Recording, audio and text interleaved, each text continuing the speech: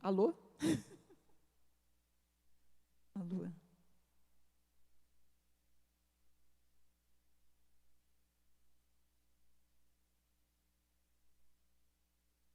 A paz do Senhor, amados. Começamos mais um EBD na presença do Senhor. Estamos alegres porque estamos aqui entre os irmãos, todos juntos, para nós conhecermos um pouco mais desse Deus maravilhoso, conhecer esse Deus que caminha conosco, esse Deus que a todo instante está nos abraçando. Tudo que passamos, Ele está presente, participando conosco. Damos graças a Deus por isso. Glórias a Deus, porque cada um de nós fomos alcançados. Abrimos os nossos corações e hoje podemos gozar dessa maravilhosa paz. Essa paz que só Cristo pode nos dar. Essa paz que a todo instante, onde nós estivermos, onde estivermos passando por qualquer situação, nós gozamos dessa paz, porque Ele é conosco, em meio à tribulação, em meio à alegria, em meio a tudo, em meio à pandemia, nós temos a paz, que é Cristo Jesus, amém?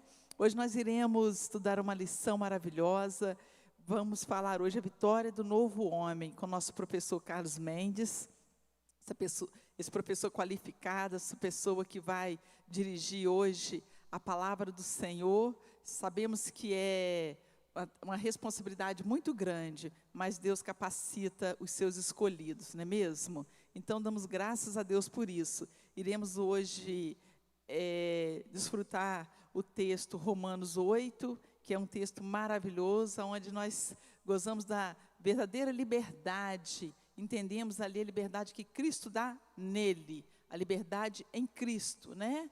Então, glórias ao Senhor por isso. Vamos preparar o nosso coração, o nosso entendimento, para que a gente possa conhecer e guardar no nosso coração a palavra do Senhor, não é mesmo? Vamos estar orando para nós podermos passar a palavra do Senhor, que o nosso dia venha ser um dia belo, um dia abençoado, um dia cheio da vitória do Senhor, né?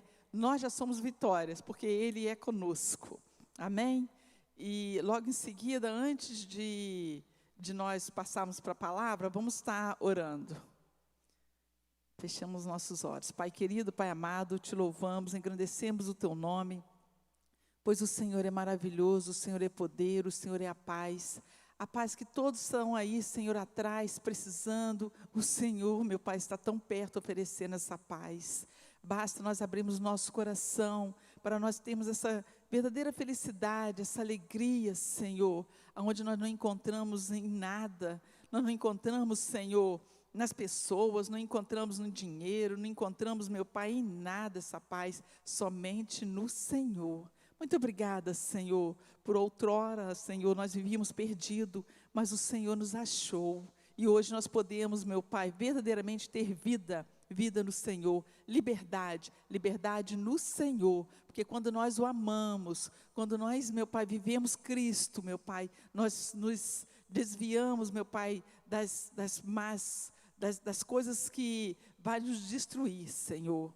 Então, meu Pai, quando nós estamos no Senhor, nós nos escondemos, nós fugimos, meu Pai, do pecado. Muito obrigada, Senhor, porque o Senhor é conosco. Como tivemos a aula anterior, meu Pai, nós temos hoje um casamento, nós nos divorciamos, meu Pai, do mundo, nos divorciamos do diabo, Senhor, e nós nos casamos com o Senhor. O Senhor é o Deus, meu Pai, é o nosso noivo, o Senhor é o nosso marido, Senhor, aonde, meu Pai, nos bajula, aonde nós podemos, meu Pai, viver alegre, porque o Senhor, meu Pai, tudo que nós temos de conforto, meu Pai, nós temos no Senhor.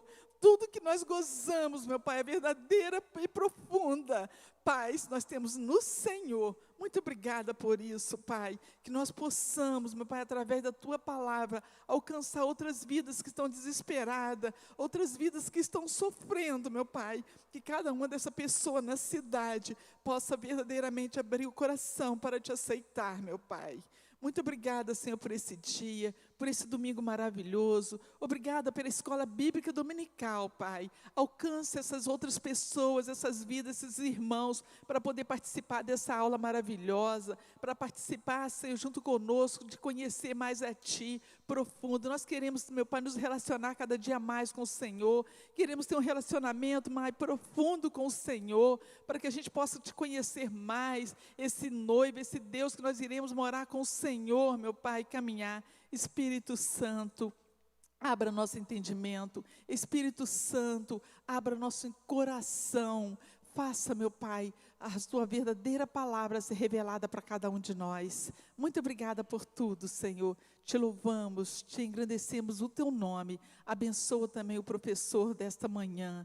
Conduza, Senhor, capacita. Que o Senhor esteja, meu Pai, na direção, como nós sabemos que o Senhor já está, meu Pai. Desde antes disso tudo existir, o Senhor já estava. E o Senhor está presente. E sabemos, quando o Senhor está presente, meu Pai, a paz, a harmonia, a administração, a organização. E o Senhor se faz presente em nossas vidas. Muito obrigada, Senhor, por tudo. No nome do Senhor. Amém. Glórias a Deus. Carlos. Tá. Nós vamos dar um aviso. A partir de domingo que vem, a Escola Bíblica Dominical começa às 9h30 da manhã. De 9h30 até 10h30, tá? Nós iremos ter, no início, teremos uma palavra com o nosso amado pastor Miraci. Vai ser de 9 horas até 9h20. Desculpa, de 9h30 até 9h50, teremos o louvor e logo após iremos ter a estudo da Escola Bíblica Dominical com os nossos professores, o estudo da lição. Então, 9h30, semana que vem, não atrase. Venha junto participar conosco, venha desfrutar desse manjar, venha desfrutar dessa aula maravilhosa que nós estamos tendo. Amém? Glória a Deus. Carlos Mendes.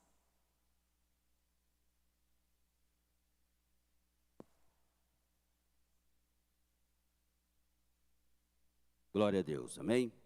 Queridos, nesta manhã de Escola Bíblica Dominical, eu cumprimento a todos que estão presentes, os que estão nos seus lares, assistindo via internet, não é? A paz do Senhor. Estamos felizes por esta oportunidade que Deus tem nos proporcionado de mais um domingo, né? Podermos estar na casa do Senhor. E desde já eu quero passar para os irmãos que a partir de semana que vem eu estarei ausente da escala dos professores por conta da eleição, né? Como todos sabem, eu estou vindo como pré-candidato e eu conto com o apoio das orações dos irmãos para que, né, os nossos objetivos sejam alcançados segundo a vontade de Deus, amém? Que Deus assim nos abençoe. Então, os irmãos não os estranhem se por acaso eu não estiver aqui na escala da Escola Bíblica Dominical. Amém? Queridos, nesta manhã nós estaremos falando sobre um tema, né? A vitória do novo homem. Na semana passada, nós falamos, a Fátima, né? Ela falou sobre a vida do novo homem. E hoje nós estaremos falando a vitória do novo homem. Baseado no livro, né, ou seja, na carta de Paulo aos Romanos, no capítulo de número 8, partindo do versículo de número 1 até o versículo de número 17, certo? E interessante que Paulo, ele começa escrevendo o capítulo 8 da sua carta, dizendo: agora, pois, já nenhuma condenação há para os que estão em Cristo Jesus. Segundo algumas traduções, não é, está escrito que não andam segundo a carne, e sim segundo o Espírito Santo. Na minha versão, ela está um pouco diferente. Ela está dizendo assim: agora, pois, já nenhuma condenação há para os que estão em Cristo Jesus, porque a lei do Espírito da vida em Cristo Jesus te livrou da lei do pecado e da morte. Amém? Mas em outras versões, né, é que não andam segundo a carne, e sim segundo o Espírito. Queridos, como uma palavra introdutória nesta manhã, né, eu gostaria de passar para os irmãos por que Paulo, ele começa o capítulo de número 8 dizendo: agora, pois, nenhuma condenação há para os que estão em Cristo Jesus. Ou seja, em Cristo nós fomos livres da lei do pecado. Em Cristo nós fomos livres da lei da morte. Em Cristo não existe mais condenação. Mas a parte B do versículo, ele diz que não andam segundo a carne, e sim segundo o Espírito. Então Paulo, ele coloca simplesmente no meio do versículo de número 1 do capítulo 8, uma condição. Em Cristo nós não temos mais condenação, em Cristo nós não passaremos mais pela morte, em Cristo nós não estamos mais condenados. Mas ele coloca uma condição: aqueles que não andam segundo a carne, e sim segundo o Espírito. Então, baseado na primeira parte desse versículo, que agora nenhuma condenação há para os que estão em Cristo Jesus, muitas pessoas andam de acordo com o curso do seu coração, o desejo do seu coração, mas eles não vê a parte B do versículo, que não andam segundo a carne, e sim segundo o Espírito. Paulo então começa fazendo, dando essa palavra introdutória no capítulo de número 8. Agora eu pergunto aos irmãos: o que é andar segundo a carne e andar segundo o Espírito? Andar segundo a carne, eu respondo para os irmãos, é andar segundo o desejo do seu coração. É andar, querido, segundo o curso do seu coração. É andar segundo o desejo pecaminoso. Aí eu vou entender porque Paulo, ele escreve aos Gálatas, no capítulo de número 5, versículo de número 16. Abra aí a sua Bíblia para nós, para você nos acompanhar. Aí eu vou entender porque Paulo aqui, ele dá uma lista de desejos carnais. Então, Paulo escrevendo no capítulo 8 de Romanos, ele diz assim: portanto, nenhuma condenação há para os que estão em Cristo Jesus. Mas a parte B, ele diz que não andam segundo a carne. Segundo a carne, andar segundo a carne é andar segundo o desejo dos seus corações. Ou seja, cedendo os desejos pecaminosos.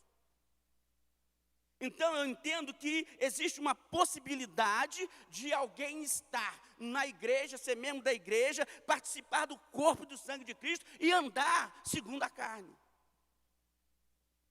Andar segundo o desejo do seu coração. O desejo da sua alma. Está na igreja? Está. É evangélico? É. Participa no hall de membros da igreja? Sim. Mas anda segundo o curso do seu coração, o desejo da sua carne. Aí Paulo, no capítulo 5 do livro de Gálatas, partindo do versículo de número 16, ele diz assim, digo, porém, andai no Espírito, e já não mais satisfareis as concupiscências da carne. Então, andar segundo o desejo da carne é andar segundo os desejos pecaminosos. Mas, Carlinhos, então o que é andar no Espírito? Andar no Espírito, viver no Espírito é totalmente diferente. Andar no Espírito é você andar segundo a orientação do Espírito Santo. Dirigido pelo Espírito Santo, baseado naquilo que Paulo escreve aos Gálatas. E viver no Espírito. Viver no Espírito é viver, em comunhão com Deus, através de quê? Primeiro, da oração, através da leitura da palavra de Deus, através da consagração do jejum. É isso que nós vamos falar no capítulo de número 8. E quando eu olho para esse desfecho, eu vou entender, querido, que essas coisas já estão ficando de lado. Não existe um interesse mais pela Bíblia Sagrada, não existe mais interesse de uma vida de oração incessante. Não existe mais esse interesse. Aí eu vou entender o que Jesus disse lá em Mateus: por se multiplicar a iniquidade, o amor de muitos esfriará. Por quê? Porque estão dando liberdade às coisas carnais. Aí Paulo diz, portanto, nenhuma condenação há para os que estão o quê? Em Cristo. Não existe condenação mais. Mas que não andam segundo a carne, segundo o desejo do seu coração, tendendo para as coisas materiais, as coisas carnais. Aí Paulo ele vai dizer aqui, ó, porque a carne milita contra o espírito, e o espírito contra a carne, ou seja, existe uma guerra entre a sua carne, o seu desejo pecaminoso, que foi gerado lá no reino espiritual, antes da fundação do mundo, por intermédio de Lúcifer, esse pecado original, não é? Aí ele diz aqui, contra a carne, que são opostos entre si, para que não façais o que porventura seja o vosso querer, mas sois guiados pelo Espírito, não estáis sobre a lei. Aí no versículo 19, ele diz assim, ora, as obras da carne são conhecidas como o quê? Primeiro, prostituição, relacionado à impureza sexual. Segundo, lascívia. O que é lascívio? Paulo fala aqui que lascívia é o desejo de despertar em alguém um ato sexual. Olha aí, irmão, se eu for entrar por isso aqui, Jesus da glória. É quando uma pessoa ele desperta, ou seja, ele tem o desejo de despertar em alguém o desejo sexual por ele. Lascívia, Paulo fala sobre isso. Idolatria é quando você coloca Deus em segundo plano. Tudo que você coloca Deus em segundo plano, você está idolatrando aquilo que está em primeiro plano. Feitiçarias, inimizades, porfias, ciúmes, ira, discórdia, dissensões e facções. Eu poderia falar nessa manhã sobre cada palavra dessa aqui, mas eu tomaria o tempo da lição. Mas como palavra introdutória, irmão, eu quero deixar bem claro que existe a possibilidade de sermos carnais dentro da igreja. De vivermos uma vida pecaminosa, tendendo para os nossos desejos dentro da igreja. Mas o bom que Paulo fala, nenhuma condenação há para os que estão em Cristo Jesus, que não andam segundo a carne, mas segundo o Espírito. Aí Paulo vai deixando aqui, para terminar essa parte, invejas, bebedices, glutonarias e coisas semelhantes a esta, a respeito das quais eu vos declaro, como já em outras vezes, ou seja, em outrora, vos preveni, que não herdarão o reino de Deus. Então o fato, querido, o fato de eu estar em Cristo, ou seja, o fato de eu ser membro de uma igreja, participante do corpo do sangue de Cristo, não me garante, querido, que eu vou ter uma salvação, ou seja, que eu vou receber a salvação. Paulo diz em Gálatas. Mas, Carlinhos, o que é andar no Espírito? Como eu disse, é andar sob a direção do Espírito Santo. E viver no Espírito é viver numa vida de comunhão com Deus. Mas eu quero, como palavra introdutória, porque nós vamos entrar no capítulo 8, o capítulo 8, ele é cheio de argumentos, eu quero deixar claro para os irmãos entenderem. O que é ser uma pessoa espiritual? Ser uma pessoa espiritual, irmãos, é quando ele tem uma vida, não é, pautada na palavra de Deus. Porque Paulo, aos Gálatas, ele vai dizer também a mesma coisa. No versículo de número 22. O que é andar no Espírito? Ou viver em Espírito. Está baseado no que eu vou ler para os irmãos agora. É isso aqui, ó. Mas o fruto do Espírito é amor, alegria, paz, longanimidade, benignidade, bondade, mansidão, domínio próprio. Contra estas coisas não há lei. E os que são de Cristo, olha só que interessante, crucificaram o quê? A carne e as suas paixões e concupiscências. Aí, ele diz assim, se vivermos no Espírito, andemos também no Espírito. Não nos deixemos possuir de vanglória, provocando uns aos outros, tendo inveja um dos outros. Então, quando eu ando no Espírito, o que tem que acontecer na minha vida E como eu sei que uma pessoa anda no Espírito, é quando essa pessoa automaticamente deixa fluir na vida dela o fruto do Espírito. Porque quem está em Cristo, essas coisas têm que gerar na vida dele. Andar no Espírito é dar fruto do Espírito. Irmão, é difícil? Mas não é impossível. Eu sempre costumo dizer que o cristão ele tem que ter pelo menos 30% ou 40% de fruto do Espírito. Um cristão, querido, que não tem fruto do Espírito, ele é cristão, mas não tem. Ele não possui, e é difícil entender. Porque Cristo passa isso através do Espírito Santo para as nossas vidas. Então, se eu sou a imagem, não é, do Evangelho, que é a função de trazer o caráter de Cristo na minha vida, eu tenho que fruir o fruto do Espírito.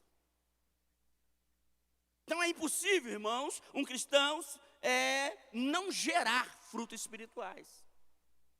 Então andar no Espírito, viver no Espírito, é quando você anda na presença de Deus, e o fato de você andar na presença de Deus, isso gera em você frutos espirituais.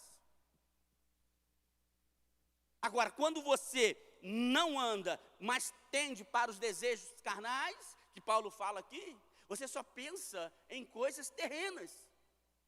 E para terminar essa introdução, essa palavra introdutória, para fechamento, eu quero dizer aos irmãos, como isso acontece.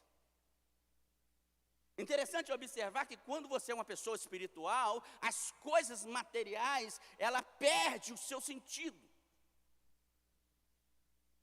Não no sentido da palavra literal, mas ela perde, aquilo ali se torna insignificante, porque as coisas do Espírito, ela tende para as coisas espirituais.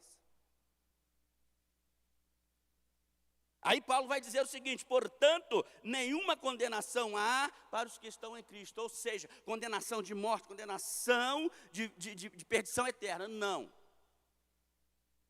Mas que não anda segundo a carne, e sim segundo o Espírito. Aí Paulo, irmãos, no versículo de número 7 da carta aos Romanos, a irmã Fátima, a evangelista Fátima, ela não entrou muito nesse assunto, porque o tempo estava um pouco apertado, mas eu quero dizer aqui o seguinte, que Paulo, na carta aos Romanos, Paulo vai dizer assim, no capítulo de número 7, porque o capítulo de número 7 da carta aos Romanos, aqui Paulo, o Espírito Santo só aparece uma vez. Aqui mais o eu prevalece do que o Espírito Santo. Porém, no capítulo 8 de Romanos, o Espírito Santo aparece 13 vezes. Então, no capítulo 7, quem prevalece é o eu, do homem. Mas no capítulo 8, quem manda é o Espírito Santo. Quem faz é o Espírito Santo. Quem opera é o Espírito Santo. Quem conduz é o Espírito Santo. Aí eu vou entender aqui porque que Paulo, no versículo 19 do capítulo 7, ele diz: porque não faço o bem que prefiro, mas o mal que não quero, esse eu faço. Por que Paulo disse isso?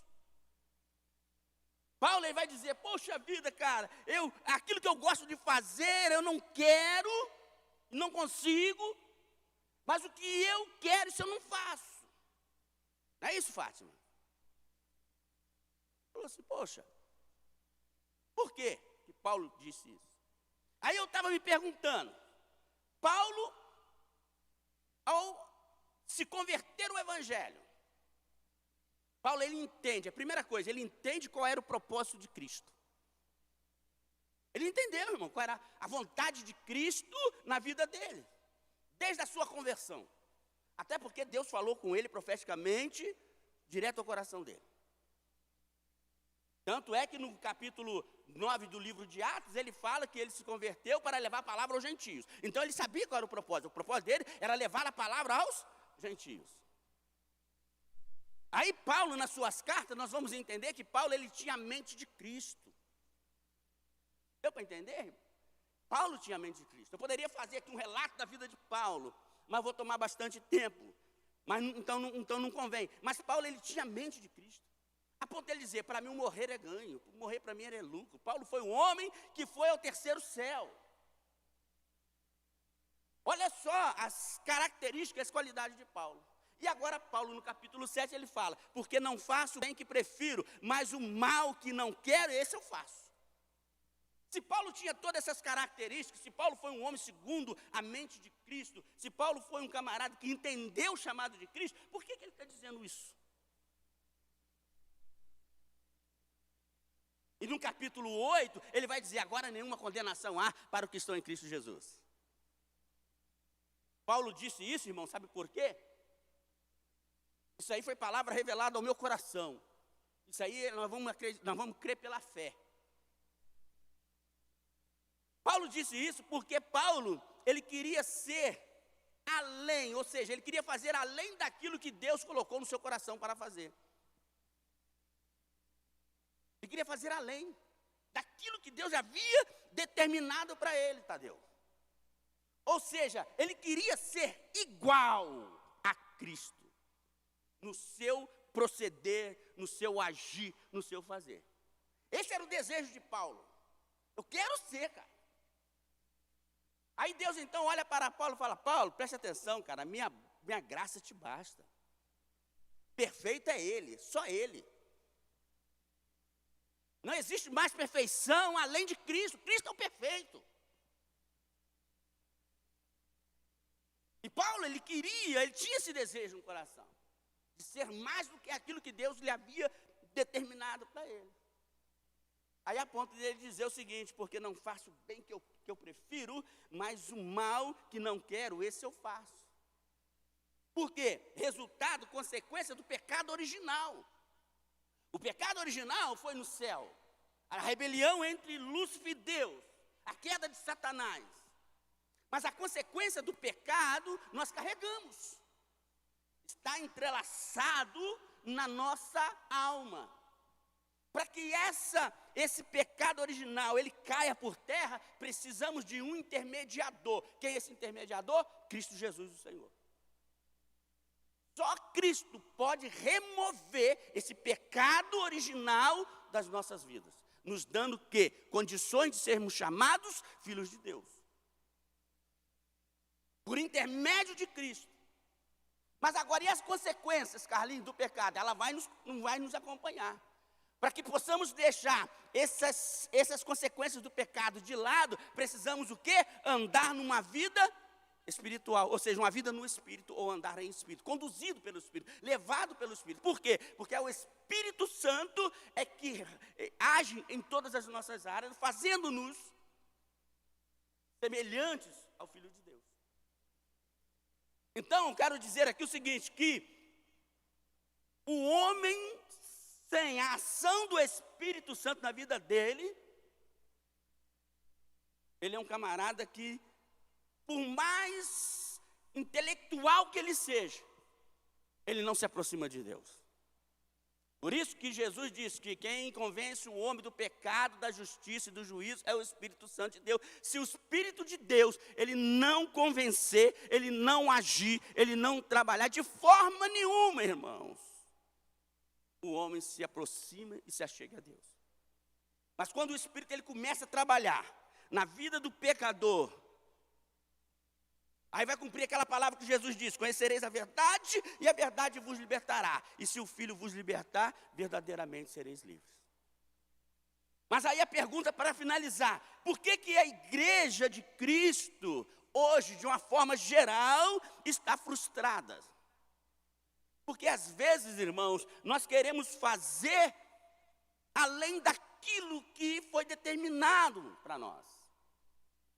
Nós queremos ser perfeitos demais. Rose, nós queremos ser sem pecado. Não existe isso, não vai existir. Vou te dar um exemplo claro. Chame uma pessoa para expulsar o demônio. É automático, é uma reação automática dentro da pessoa. Ih, cara. Por quê? Porque ele acha que é ele que vai expulsar o demônio. E não vou lá não. Rapaz, não é você, é Cristo.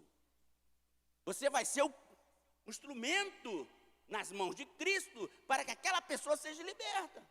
Mas é a tendência carnal que reage na mesma hora. Por quê? Porque eu quero ser perfeito. Aí para mim expulsar um demônio, eu preciso jejuar, eu preciso consagrar, eu preciso subir monte, eu preciso ler a Bíblia, eu preciso orar. Não. Quem vai expulsar o demônio é Jesus.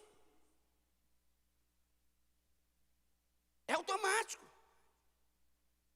Entendeu?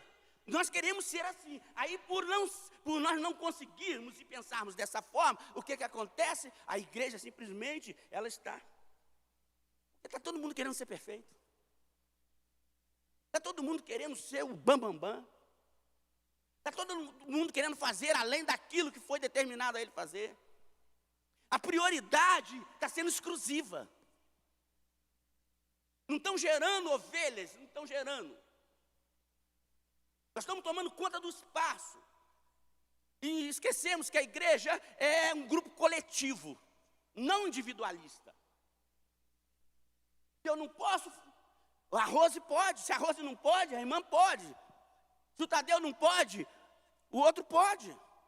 Por que só eu posso? Se eu não puder, ninguém pode. Ih, irmão, Jesus da glória, vamos mudar. Enquanto é isso, a igreja, é isso que Paulo estava querendo dizer. Eu quero fazer, mas eu não consigo. Mas aquilo que eu não quero, eu faço. Aí Jesus disse, opa, faz aquilo que te convém fazer, porque a minha graça te basta. Aí Paulo vai dizer o seguinte, então agora eu estou entendendo. Quando eu estou fraco, eu estou. E quando eu estou forte, eu estou fraco. Você pode aplaudir o Senhor? Paulo vai falar isso. Entendi. Então quando eu estou fraco, agora eu estou forte. Então eu tenho que estar fraco todo dia para mim estar forte. Porque quando eu penso que eu estou forte, eu estou fraco. E Jesus disse, minha graça te basta. Entendeu, Carlinhos? Aí o escritor aqui da revista, quem tem sua revista pode abrir, ele diz assim, olha só, todo cristão carrega dentro de si uma frustração. Todo cristão carrega dentro de si uma frustração espiritual. Ele não faz as coisas certas que deve fazer e faz as coisas erradas que não quer fazer. A introdução não está fugindo da lição. É só porque eu queria endossar essa introdução aqui. Aí ele diz assim, este é o grande conflito espiritual que acontece no íntimo do verdadeiro cristão. É uma batalha diária que se trava dentro dele, entre a velha natureza, né, que sempre aponta para o pecado, ou seja, para pecar. É a nova natureza sempre aponta para obedecer a Deus. A velha natureza, ela te leva ao pecado, a pecar, a afastar de Deus. Mas a nova natureza não, ela tem que te conduzir a Deus. Aí eu vou entender porque que o salmista, ele disse lá no deserto, quando ele foi exilado. Ó Deus, a minha alma tem sede de ti. Aí o salmista vai lembrar de quando ele estava no tabernáculo. Agora ele estava longe. Por quê? Porque as coisas espirituais, ela te leva para perto de Deus. Foi o que o cara está querendo dizer aqui. Aí olha só, Paulo segue uma lógica em Romanos. Perdição, justificação, santificação do novo homem. A luta do novo homem, no capítulo 7, no versículo 7, é a vitória do novo homem. Capítulo 7 termina com um grito de desespero de um crente que quer cumprir a lei de Deus, mas não consegue. Paulo fala isso. Capítulo 7, ele entra em desespero, porque ele quer cumprir, mas não está conseguindo. Aí ele diz assim, mas no capítulo 8 começa apontando para a base da vitória e termina com um hino de vitória. Um certo escritor diz que Romanos 8 é a declaração de liberdade do cristão. Liberdade do julgamento, nenhuma condenação. Liberdade da derrota, nenhuma obrigação. Liberdade do desânimo, nenhuma frustração. E liberdade do medo, nenhuma separação. A ponto dele dizer, portanto agora, no capítulo 7 ele entende que ele queria fazer, mas não conseguia, estava desesperado. Mas no capítulo 8 ele vai dizer, entendi então. Agora nenhuma condenação há para os que estão em Cristo Jesus, mas ele coloca uma condição embaixo, que não andam segundo a carne, mas sim segundo o Espírito. Então, andar segundo o Espírito, dirigido pelo Espírito, guiado pelo Espírito, levado pelo Espírito, vai te levar a um homem novo, ou seja, um homem, uma vida de vitória. É o Espírito que vai te conduzir a essa vitória. É difícil, irmão? É difícil, mas não é impossível. Aí ele diz assim no tópico 1, a base da vitória, Romanos 1:8. Paulo inicia o assunto da vitória, apresentando a base da nossa vitória. E qual é? Estar em Cristo. 3 lições importantes nesse versículo. Primeiro, estar em Cristo é a base ou a posição que garante a nossa vitória. Quando alguém aceita a Jesus como Salvador pessoal, é colocado em Cristo por meio do Espírito Santo. Aí ele vai dizer aqui, ó, em Cristo é o lugar de redenção. Isso porque Cristo já sofreu a nossa condenação em nosso lugar. Aquele que não conheceu o pecado, ele fez pecado por nós, para que nele fôssemos feitos justiça de Deus. A expressão por nós apresenta a doutrina, ou seja, o ensinamento da substituição. Isto é, Jesus morreu em nosso lugar para nos dar vitória. Lucas disse que Cristo, tomando pão, tendo dado graças, partiu e lhe deu, dizendo, isto é o meu corpo oferecido por vós, fazei isto em memória de mim. Semelhantemente, depois de cear, tomou o cálice, dizendo, este cálice da nova aliança do meu sangue derramado em favor de vós. Quando Jesus diz aqui, oferecido por vós e derramado em favor de vós, ele está literalmente ensinando que o seu sacrifício foi feito em nosso benefício. Ele morreu em nosso lugar. Graças a Deus que nos dá a vitória por intermédio de nosso Senhor Jesus Cristo. A base para a aceitação do pecador diante de Deus foi provida pela morte de Jesus Cristo. Aí eu vou entender quando Jesus Cristo disse, né? Olha, eu sou o caminho, eu sou a verdade, eu sou a vida. E ninguém vai ao Pai a não ser por mim. O sacrifício de Cristo na cruz nos garante vitória. Uma vez que nós aceitamos esse plano de salvação, esse sacrifício, a nossa vitória é garantida. A nossa vitória é garantida. Mas agora cabe, irmãos, a nossa postura diante desse sacrifício. Não é pelo fato de Cristo ter morrido que eu posso agora viver uma vida segundo o curso do meu coração. Não, eu tenho que viver uma vida agora pautada na palavra de Deus.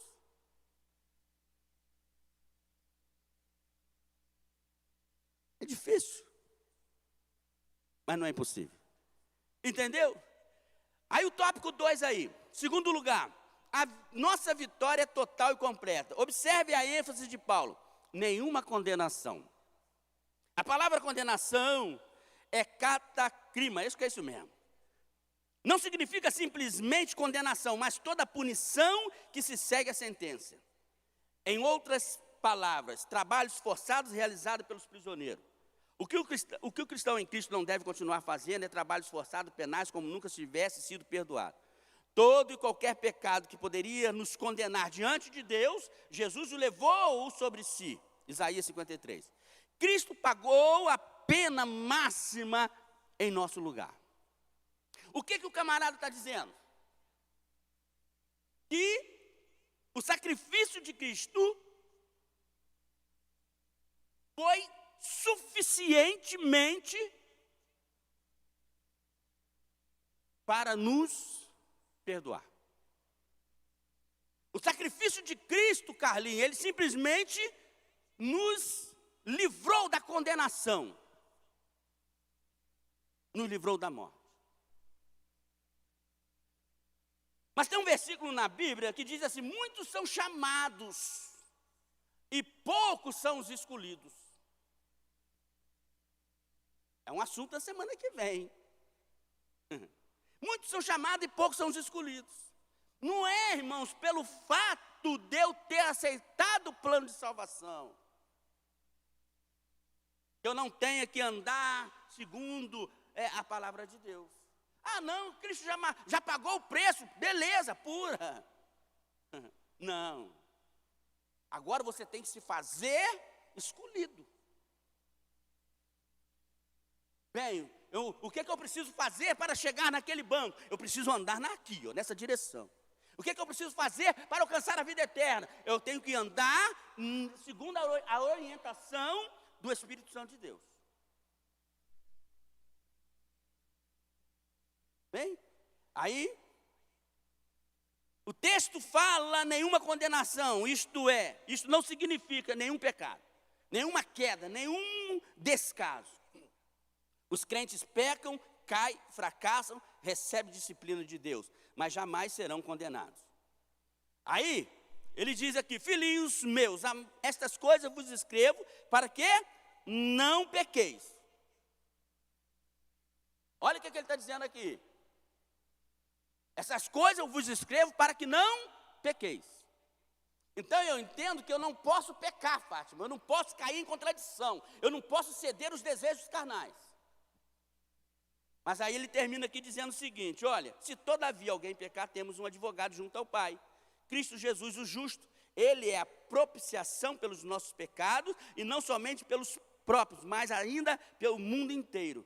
Jesus Cristo nos libertou de toda e qualquer maldição, morrendo em Cristo Jesus.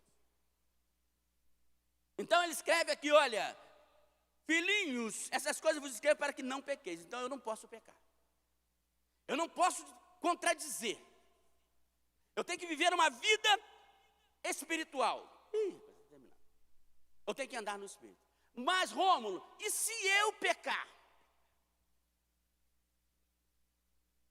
Se eu pecar? Carlinhos, eu pequei, eu desobedeci, eu transgredi as leis de Deus, por um fracasso, por falta de vigilância. Eu pequei, cara, eu desobedeci, eu errei o alvo. O que eu devo fazer? Aí ele faz aqui a receita, ele dá o final da receita. Olha, se todavia alguém pecar, temos um advogado junto ao Pai. Mas para que esse advogado tome a minha causa, o que eu tenho que fazer, Fátima?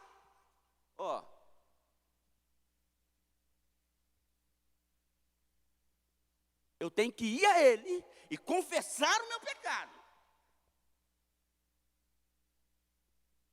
E outra coisa, pecado tem nome, tá, irmãos? Não pensa você, Jesus, perdoa meus... Não. Entra no seu quarto, dobra o seu joelho e fala, Jesus, eu pequei nessa área, eu pequei assim, eu fiz assim, eu fiz assim, eu fiz assim. Eu sabia que eu estava pecando, o meu coração me condenou, mas eu pequei. E por isso eu te peço perdão, eu confesso a ti agora. Eu abro o meu coração e a minha boca confessa a ti. Aleluia! Então Jesus perdoa os meus pecados. Aí sim, ele é justo e fiel para perdoar os meus pecados. Mas aí eu levanto agora dali, perdoado, justificado, regenerado. Fazendo o quê? Tendo o quê? As mesmas atitudes? Não, olha, Deus pegou aquele pecado, lançou no mar do esquecimento, e agora eu sou uma nova vida. Ei, irmãos, o texto fala de arrependimento, tá? Não é pelo fato de que Cristo já morreu e meus pecados, não, eu tenho que agora ter uma vida pautada, pelo menos procurar pautar a minha vida dentro da palavra de Deus. Permitir que os frutos espirituais, ele frua na minha vida. Glórias a Deus por isso. Terceiro, a nossa vitória em Cristo começa a ser desfrutada agora. Olha o que ele diz. Paulo é enfático. Agora nenhuma condenação há para os que estão em Cristo Jesus. Somos absolvidos hoje. Assim, se alguém está em Cristo, é nova criatura. As coisas antigas já se passaram, eis que fizeram nova todas as coisas. Observe que Paulo fala que aqueles que estão presentes em Cristo, é presente nova criatura. Podemos desfrutar a nova vitória mediante após a nova conversão. O que Paulo está querendo dizer? Que a sua velha natureza, o seu velho homem, acabou. Entre aspas, porque ele vai sempre estar dentro de nós, a velha natureza, o pecado, o desejo. Mas se a nova criatura entrou, o novo homem foi criado por intermédio do Espírito Santo, a velha natureza, o velho homem tem que ficar atrás. Está entendendo agora? O velho homem tem que ficar lá atrás. A velha natureza tem que ficar lá atrás. Quem que tem que andar na frente é o novo homem, a nova criatura. E isso aí você só vai conseguir pelo Espírito Santo. É o Espírito Santo que vai te conduzir, é o Espírito Santo que vai te revelar, é o Espírito Santo que vai te falar, é o Espírito Santo que vai te guiar. Mas a velha natureza, o velho homem, ele vai ter que sempre andar, é a sua sombra, ó. Se você não vigiar, o velho homem, ele vai tentar botar o pé na frente para você cair.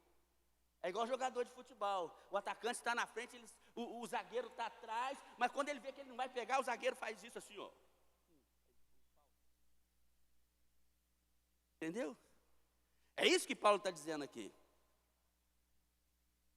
Vamos lá, para nós terminar. O segredo da vitória, qual é?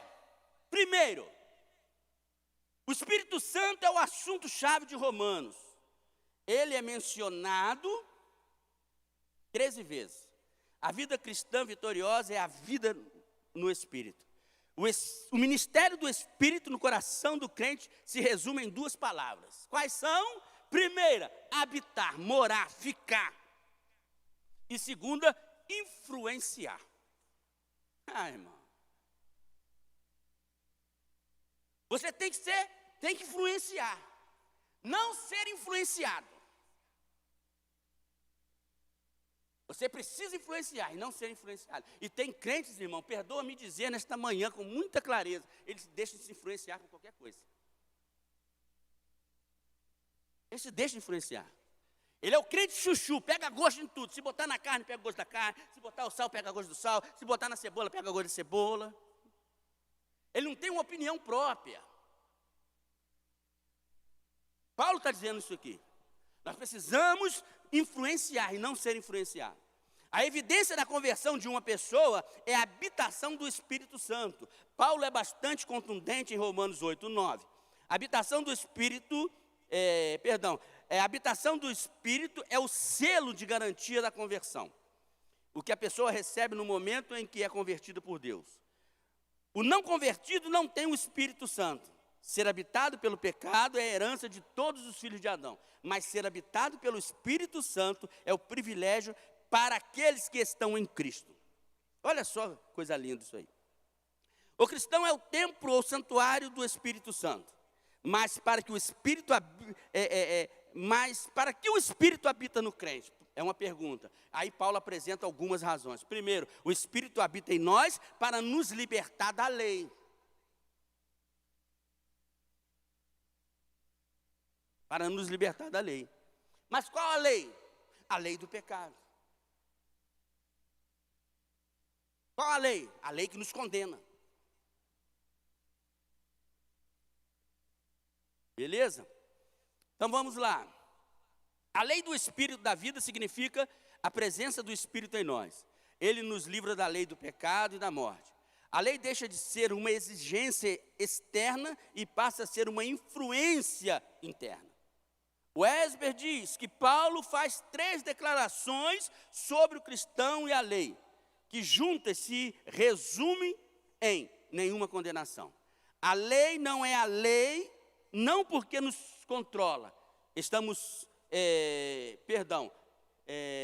A lei não tem direito algum sobre nós. A lei não pode nos condenar. E a lei não pode nos controlar. Estamos livres em Cristo Jesus. Aí Paulo vai dizer o seguinte: onde está o Espírito, aí há liberdade. Fomos chamados à liberdade. Vamos chamar a liberdade, preste atenção,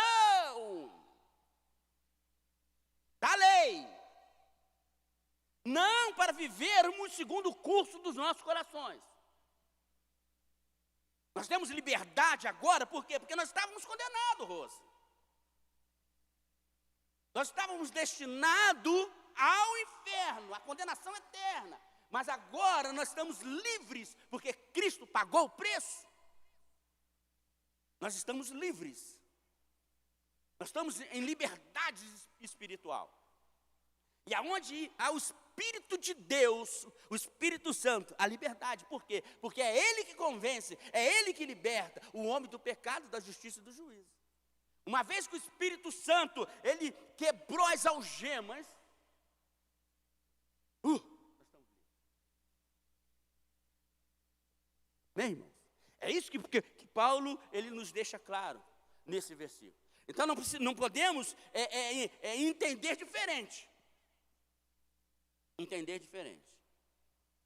E tem muita gente, irmão, saindo pelo ralo, pensando nesse sentido. Eu estou livre, estou liberto, Cristo já pagou o preço? Pagou.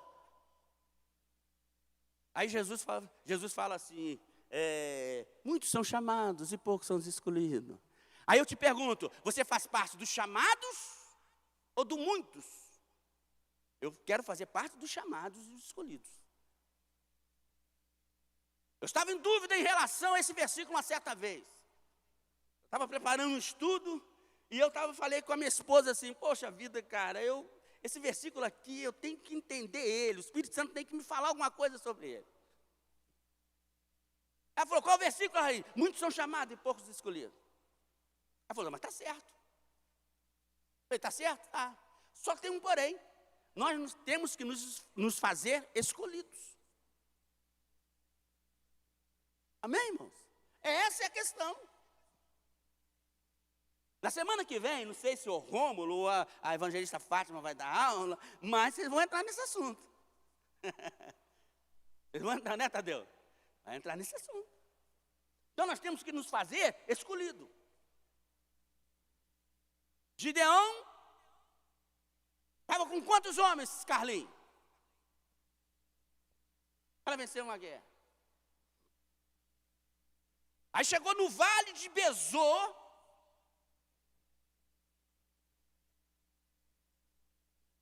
Deus falou com Gideão, olha, faz o seguinte, vamos separar uma turma aí, porque da turma toda só ficou 300 homens. Todos os exércitos de Gideão foram chamados.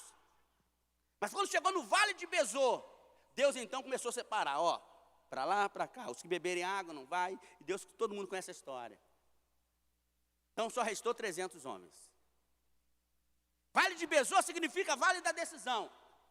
O que Deus estava querendo dizer ali, ele falou assim, vou botar tudo agora, vocês vão tomar uma decisão. Quem vai, quem fica.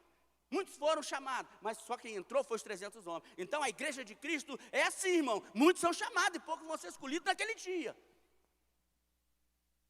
Vamos finalizar? 10 minutos. Então, irmãos, ele fala o seguinte. Segundo, o Espírito habita em nós para cumprir a lei de Deus por meio de nós. O primeiro é o Espírito habita em nós para nos libertar da lei. E o segundo, o Espírito habita em nós para cumprir a lei de Deus por meio de nós. O crente não consegue obedecer a Deus com as suas próprias forças. Sendo assim, o cristão guiado pelo Espírito Santo, rende-se ao Senhor, experimenta a obra santificadora do Espírito. Cristo cumpriu a lei em nosso lugar e nos deu a justificação. O Espírito cumpre a lei em nós e promove a nossa santificação. Ou seja, livres agora da condenação. Por isso que Paulo escreveu, portanto agora nenhuma condenação há para os que estão em Cristo Jesus.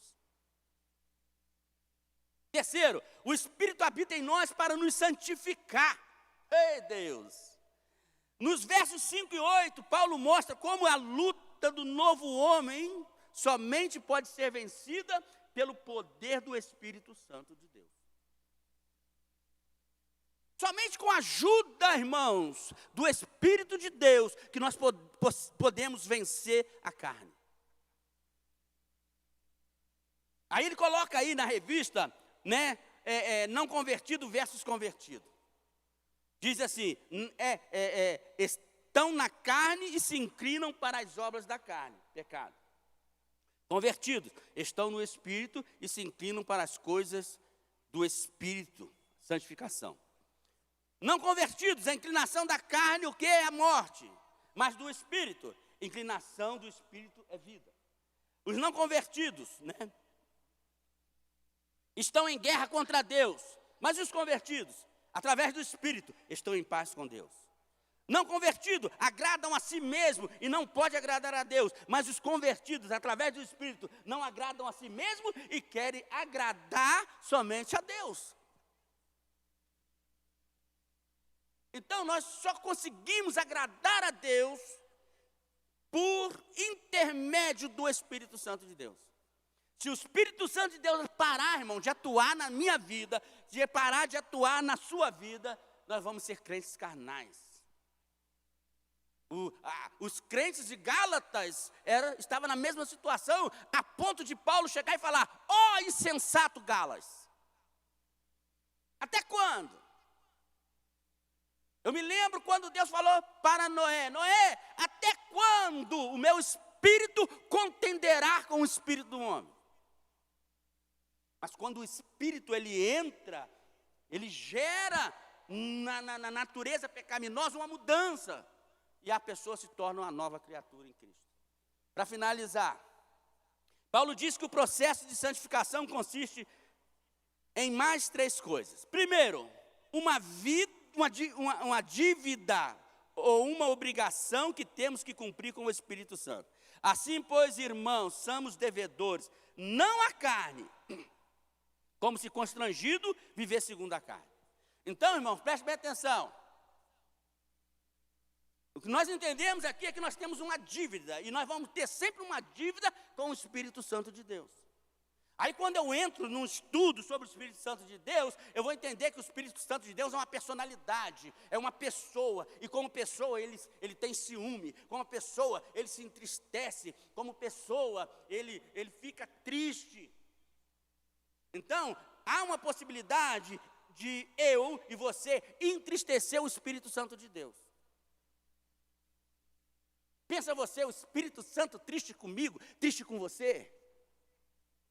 Porque a sua mente, a sua vida está inclinado para a carne. Aí você vai entender por que Davi, ele diz: Senhor, não retire de mim o teu Espírito. Pode tirar trono, pode tirar reino, pode tirar tudo, mas não retire de mim o teu Espírito. Aleluia. Eu vou entender por que Davi disse isso, irmãos. Ó Deus, não retire de mim o teu Espírito, tire tudo. Não retire de mim o teu Espírito Santo. Aleluia. 2, a mortificação dos nossos desejos carnais por meio de uma vida cheia do Espírito. Porque se viverdes segundo a carne, caminhais para a morte.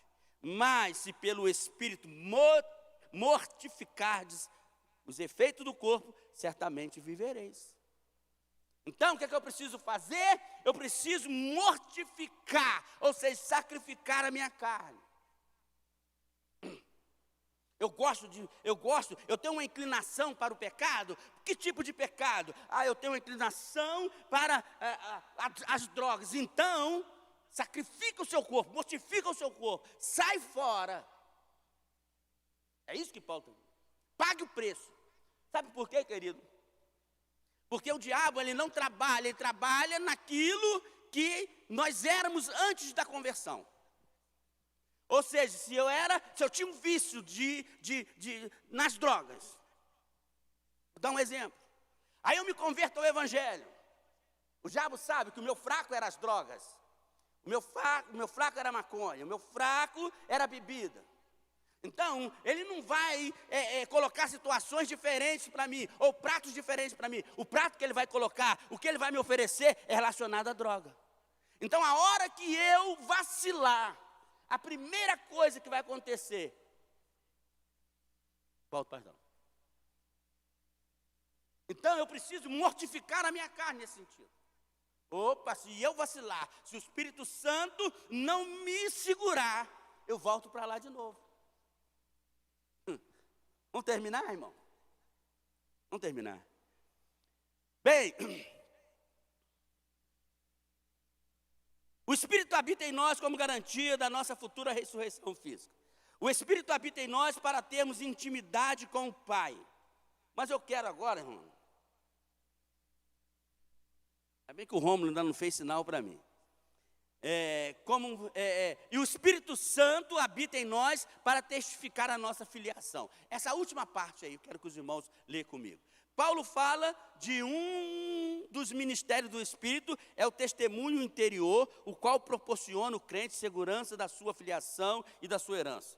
À custa da morte de Jesus, Deus nos salvou e nos adotou como filhos. Como se isso não bastasse, Ele quer que tenhamos a certeza em nossos corações. Ele salva, adota e assegura. A condição de um filho implica na condição de ser herdeiro, o qual receberá uma herança no futuro. 3 tem a ver com atestador. 3 implicações sobre este assunto. Primeiro, se há uma herança, tem que haver um testador. Se somos herdeiros, Ele é o testador. Deus é justo, eterno e rico, e logo a nossa herança é certa, permanente e gloriosa. A herança pertence ao futuro e consiste de riquezas que possuiremos com Cristo. A herança será recebida juntamente com os demais herdeiros.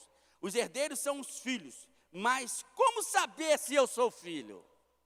É isso aí que eu quero terminar. Sei que sou filho se estiver disposto,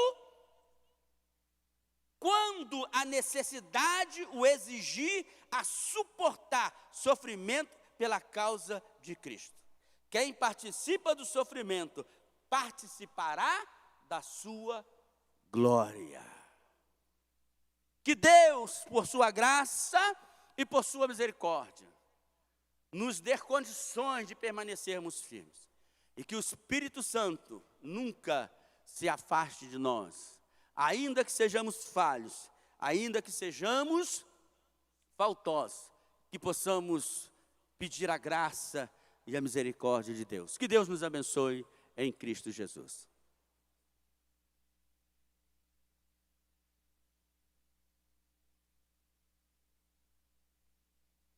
A graça e a paz, meus queridos que estão no seu lar, o meu abraço muito especial. Depois de uma lição dessa, tremenda, que nós nos envolvemos na palavra.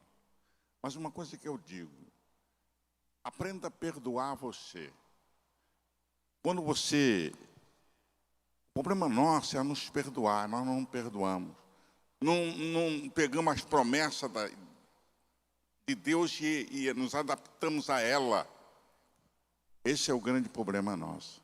Aprender a nos perdoar. Porque Jesus já perdoou todos os nossos pecados. Eu tenho de adquirir a liberdade em Cristo Jesus. Ouvemos essa lição, tocou o meu coração. Tremendamente. Sabemos, irmãos, que nós precisamos, sim, de nos perdoar. Se nós errarmos, porque nós nos condenamos totalmente, nos afastamos de Deus. Andar em espírito é isso. É compreender as coisas espirituais.